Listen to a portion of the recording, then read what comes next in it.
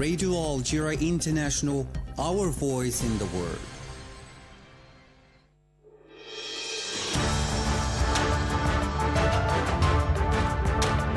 This is the English service of Radio Algeria International.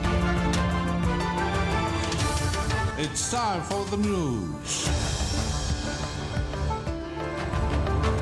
In today's top stories, the President of the Republic, Abdelmajid Tebboune, has chaired a meeting of the Council of Ministers devoted to the sectors of agriculture and water resources settled abroad. South Africa has reiterated its unwavering position in support of the Sahrawi people's struggle for freedom and independence. As the UN warned against the continued worsening of the humanitarian situation in the Gaza Strip, the Israeli occupation pursued its strikes against the territory, killing and wounding scores of Palestinians.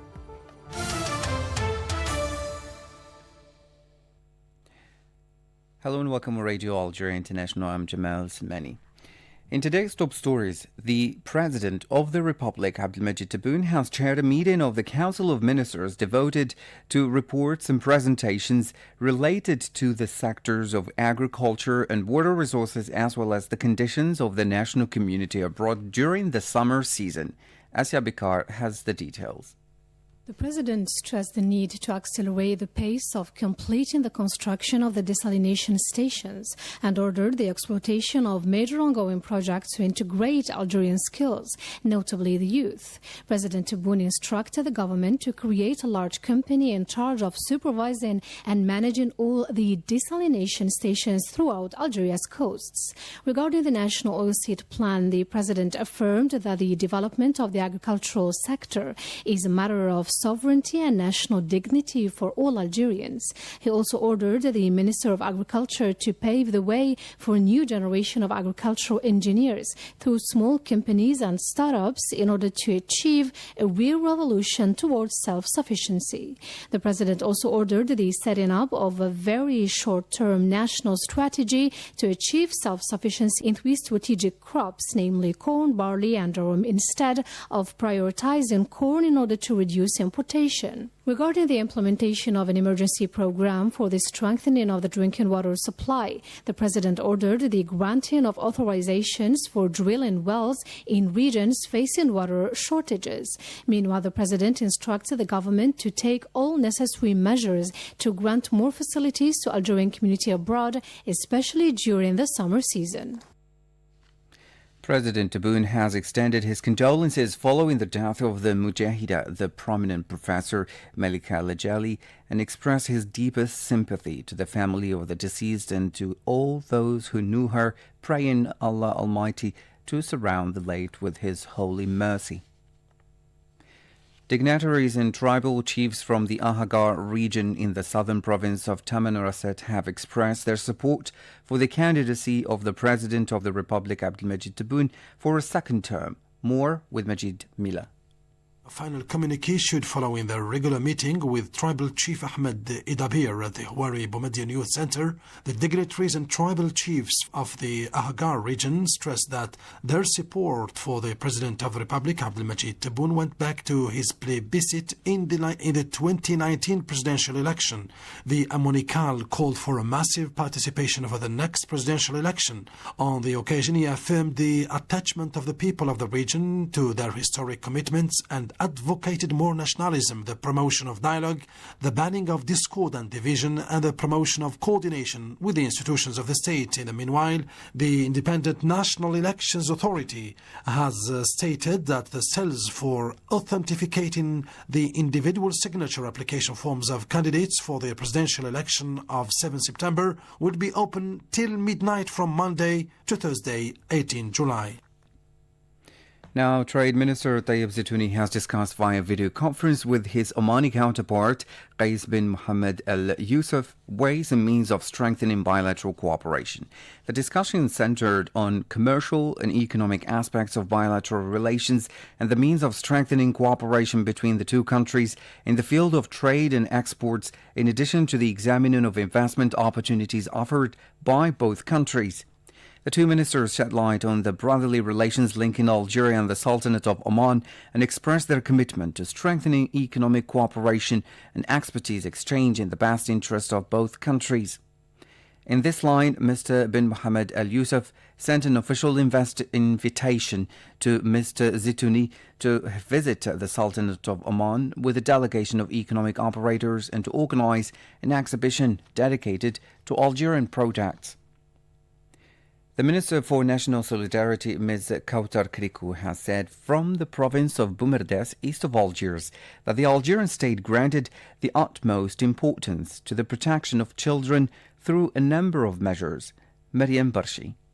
In a speech delivered on the occasion of National Children's Day, celebrated the 15th of July each year, organized under the slogan "The Algerian Child: Loyalty, Creativity and Excellence," in the presence of the Minister for Youth and Sport, Abderrahman Hamed, Mrs. Krikou said that Algeria had taken sovereign decisions to protect and promote children's rights, particularly in the fields of education, health and social protection, with the aim of guaranteeing their right to entertainment and participation in public life. According to Mrs. Krikou, more than 34,000 children with special needs are enrolled in school, and the state has stepped up healthcare, particularly for needy families, in order to preserve the family fabric. On the occasion, the minister reiterated Algeria's determination to protect the children of Gaza, in particular, and the Palestinian people in general, from the barbarity, systematic violence, and policy of starvation carried out by the Zionist occupation,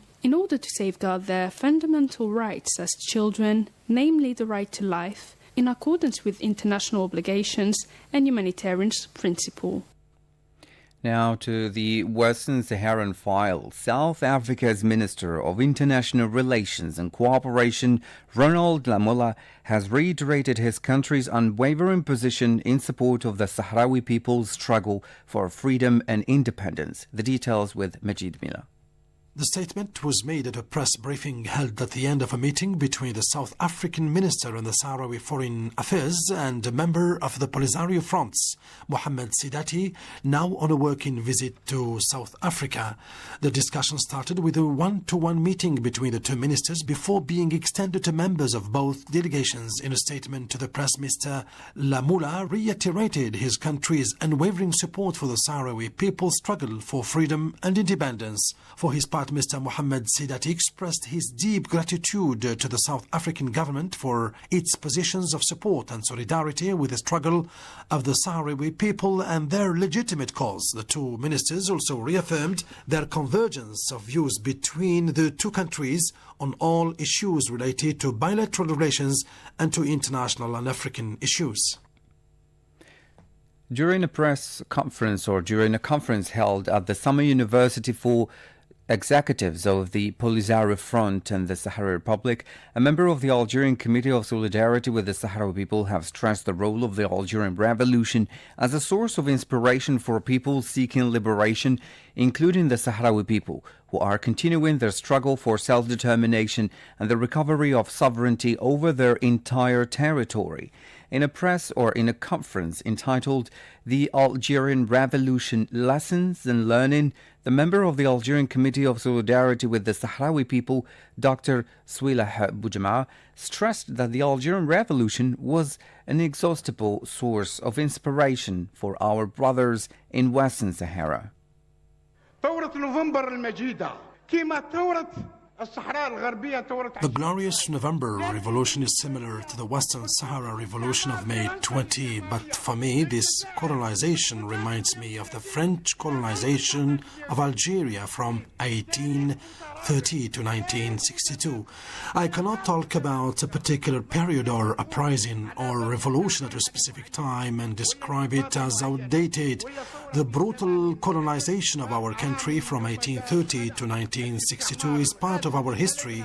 We saw how it began and how it ended. It started with oppression, aggression, and with denying people their human rights, and we ended it with self-determination. We believe in a same fate for the Sahrawi Revolution.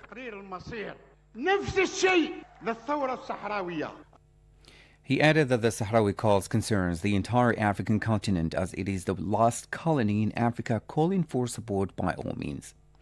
During another conference held on the same day entitled The Uprising for Independence in Western Sahara, Reality and Challenges, the Sahrawi activist Hassan Amilid said that the peaceful struggle in the occupied Sahrawi territories achieved major gains, including the exposure of the repressive policies of the Moroccan occupier. Now, hundreds of people demonstrated in Tenerife in the Canary Islands to once again express their support for the struggle of the Sahrawi people and demand an end to Morocco's illegal exploitation of Western Sahara's natural resources.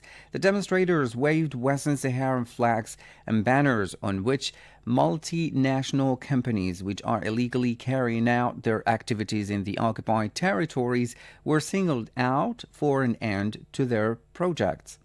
This week, the president of the Spanish Federation for Institutions in Solidarity with Western Sahara, Mr. Camilo Ramirez, sounded the alarm about the illegal exploitation of natural resources in the region, stressing the need to tackle the problem of Morocco's plundering of these resources in the occupied territories. Now to the Middle East file, as the UN warned against the continued worsening of the humanitarian situation in the Gaza Strip, the Israeli army pursued its airstrikes against the territory, killing and wounding scores of Palestinians. Palestinian sources said at least 49 people were killed and 69 others were wounded in the raids that targeted mainly the central and southern parts of the enclave, including Rafah and Khan Yunis. In this respect, the disastrous humanitarian situation was denounced by 13 non-governmental organizations, including Oxfam and Save the Children, which warned against the deterioration of the access to aid in the Palestinian territory. They stated that half of the 115 planned humanitarian missions had been facilitated since the Israeli army took control of the crossing point of Rafah, bordering Egypt, last May. In this respect, the UNRWA Deputy Humanitarian Coordinator Scott Anderson has, during a visit to the Nasser Hospital in Khan Yunis, depicted horrifying pictures he described as the most terrifying since the war was launched on Gaza. I've been in Gaza for 9 months, and I witnessed some of the most horrific scenes I've seen in the 9 months that I've been here. The health facility was overstretched. There were more than 100 people injured. The air was filled with the smell of blood, and one health worker was mopping up pools of blood on the floor using only water because there aren't sufficient supplies of disinfectant material or other cleaning supplies to stop the spread of infection. There's not enough beds, hygiene supplies, sheeting, mattresses, or scrubs, and many patients were treated on the ground or on waiting room benches without disinfectant. And this puts even treatable injuries at risk of sepsis and much more significant complications. Ventilator systems were not working due to electrical problems. And as I walked through the hospital and talked to families and children, we saw toddlers who were double amputees, children paralyzed and unable to receive treatment because they don't have the equipment at the hospital in Khan Yunis, and others who were separated from their parents. This came as the representative of the State of Palestine to the UN, Riyad Mansour, affirmed that famine had become a reality and called for more efforts to be pulled to address the injustice the Palestinians are confronted to. Addressing a meeting in New York devoted to sustained development, urged the world to commit to the fundamental principles that deprived anyone from being above the law. In another development, hundreds of supporters of the Palestinian cause demonstrated in Canada's western city, Vancouver, to demand that an end to be put to the Zionist aggression against the Gaza Strip. The Wafa news agency reported that the demonstrators waved Palestinian flags and banners and placards bearing slogans denouncing the Zionist aggression. Similar demonstrations took place in the Spanish capital, Madrid, to express support for the Sahrawi cause. Now to our African news. In the Democratic Republic of the Congo, more than 50 people, including 9 soldiers, were killed following an attack by the Mobondo militia on a military position in the town of Kinsele, about 100 kilometers east of Kinshasa. Mariam Barshi has the details. The attack took place when large numbers of Momondo militiamen attacked an army position in Kinsele in the eastern province of Kwamut before being repelled by Congolese armed forces. The information was confirmed by the provincial MP for Kwamut, David Bisaka, who said that 42 Mobondo had been eliminated, 9 soldiers and a soldier's wife killed. Let's recall that in mid-March 2024, President Felix Tshisekedi led peace negotiations between the Teke and Yaka traditional chiefs and members of the Mobondo militia, which resulted in a ceasefire agreement. However, the viability of the peace process was called into question when the Mobondo militia killed several civilians 1 day after the agreement was signed. Several Teke chiefs challenged the peace initiative, saying it was not sufficiently inclusive or fair. Still with our African news, Rwandan President Paul Kagame is leading the presidential election with 99.15% of the vote, according to official partial results, covering 79% of the counted ballots announced by the Electoral Commission. Last but not least, former U.S. President Donald Trump has announced that his running mate for the 2024 presidential election is Ohio Senator Vance, as his candidacy has been confirmed during the Republican National Convention. Asya Bikar. Donald Trump shared a lengthy statement across 2 posts on his Truth Social to announce his candidacy, where he cites Vance as the person best suited to assume the position of Vice President of the United States, as he put it. The Republican National Convention kicked off on Monday, just 2 days after an assassination attempt that left Trump injured at a rally in Pennsylvania. This came while U.S. President Joe Biden said he was ready to debate again Donald Trump in September. Earlier, Biden acknowledged the sharp differences between Democrats and Republicans, stressing that he would continue to articulate his vision for the country ahead of November's presidential election, but that political disagreements must always be settled at the ballot box. On the assassination attempt against Trump at a rally, Biden said the motive of the shooter, who was identified as Thomas Matthew Crooks, a 20-year-old Pennsylvania man, is still unknown, noting that the law enforcement professionals are investigating the incident. Biden said candidates debate and disagree, but differences are resolved at the ballot box, not with bullets, insisting that the power to change America should always rest in the hands of the people, not in the hands of a would-be assassin, as he put it. You're listening to the English service of Radio Algeria International. Algeria, like the rest of the Muslim world, is celebrating today the day of Ashura, which is a religious event in Islam taking place on the 10th of the day of Muharram, the first month of the year in the Muslim calendar. Our colleague Said Bouazi tells us more about the celebration of the day of Ashura.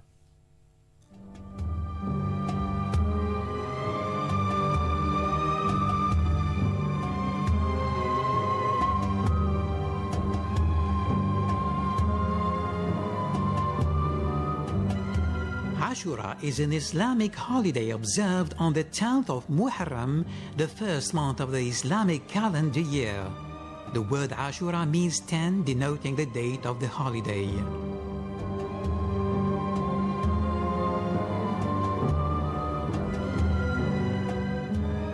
Traditionally, Ashura commemorates 2 events: the day Prophet Nuh, peace be upon him,